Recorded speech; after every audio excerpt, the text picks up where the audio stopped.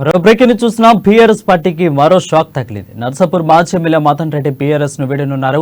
ఇక కేసీఆర్ కు సన్నిహితుడైన మదన్ రెడ్డి బీఆర్ఎస్ కు రాజీనామా చేసి కాంగ్రెస్ లో చేరేందుకు సిద్ధమయ్యారు. 2014-19లో మదన్ రెడ్డి బీఆర్ఎస్ పార్టీ నుంచి 2 సార్లు ఎమ్మెల్యేగా గెలిచారు. ఇక 2023లో బీఆర్ఎస్ పార్టీ నర్సాపూర్ టికెట్ ను సునీత లక్ష్మారెడ్డి కేటాయించింది. దీంతో మనస్తాపం చెందిన Madan Reddy BRS Medak MP ticket అయినా ఇస్తారని ఆశించారు.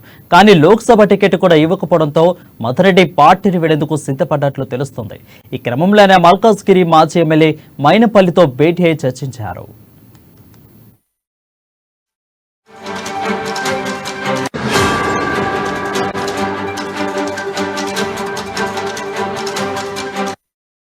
చూసినా బీఆర్ఎస్ పార్టీకి మరో షాక్ తగనుంది. నర్సాపూర్ మాజీ ఎమ్మెల్యే మదన్ రెడ్డి బీఆర్ఎస్ ను వీడనున్నారు.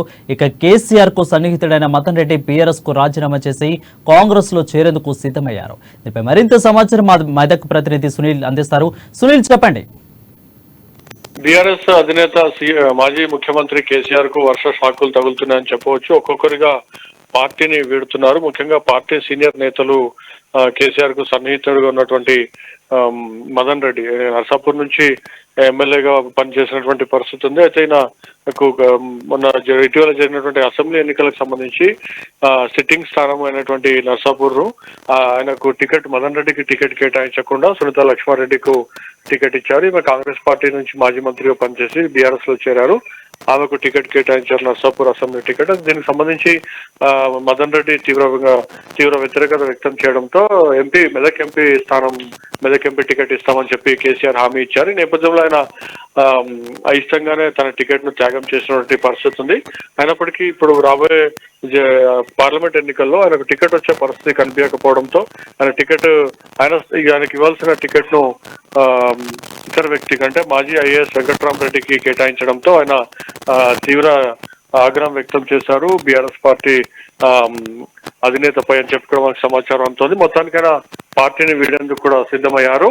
ఆయన త్వరలోనే కాంగ్రెస్ లో చేరేందుకు రంగం సిద్ధం చేసుకుంటున్నారు. ఇప్పటికే ఆయన కాంగ్రెస్ మాజీ ఎమ్మెల్యేతో మంతనాలు జరిపినట్లు సమాచారం అందుతోంది.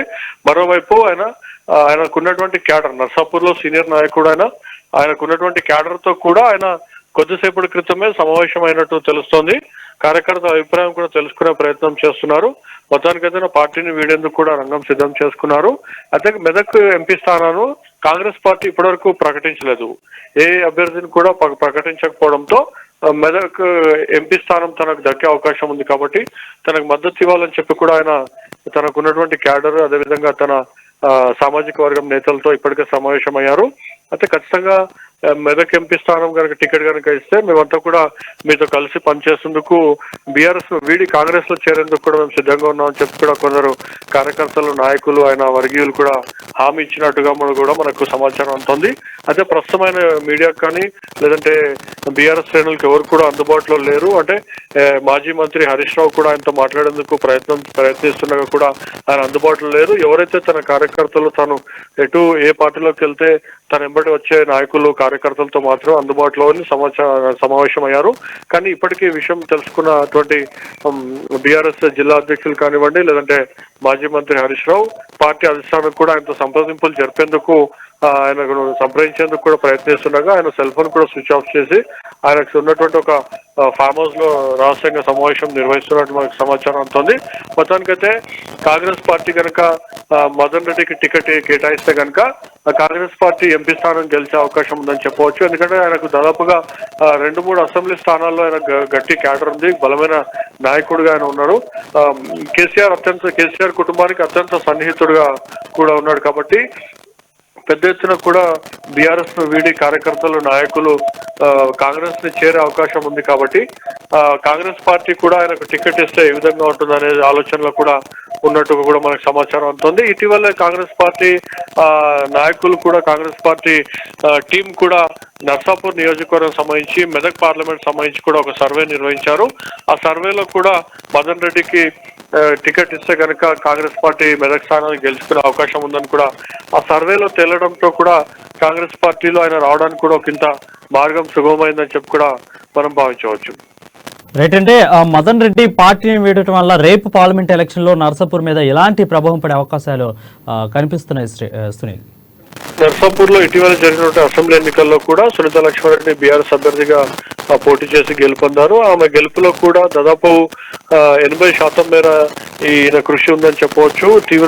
ఈయన చేసినటువంటి అనేక కార్యక్రమాలు కానివ్వండి, నాకు ఉన్నటువంటి క్యాడర్ కానివ్వండి, నాయకత్వం కూడా సునీత లక్ష్మారెడ్డి గెలుపుకు కృషి చేసిందని చెప్పవచ్చు. ఎందుకంటే సునీత లక్ష్మారెడ్డి మీద ఒక ఎంత వ్యతిరేకత ఉండే పరిస్థితి ఉండేది మన జరిగినటువంటి అసెంబ్లీ ఎన్నికల్లో. వాటన్నింటి కూడా పక్కన పెట్టి తనను చూసి ఓటేయాలి, మన పార్టీ అభ్యర్థిని గెలిపించుకోవాలని చెప్పి కూడా మదన్ రెడ్డి చేసినటువంటి ప్రచారం కూడా కలిసి వచ్చి మొత్తానికి అయితే గెలుపొందినటువంటి పరిస్థితి. అయితే ఇప్పుడు నర్సాపూర్ స్థానికంగా ఉన్నటువంటి మదన్ రెడ్డికి మెదక్ ఎంపీ టికెట్ కనుక ఇస్తే నర్సాపూర్ లో బీఆర్ఎస్ పార్టీ దాదాపుగా ఖాళీ అయ్యే అవకాశాలు స్పష్టంగా కనిపిస్తున్నాయి.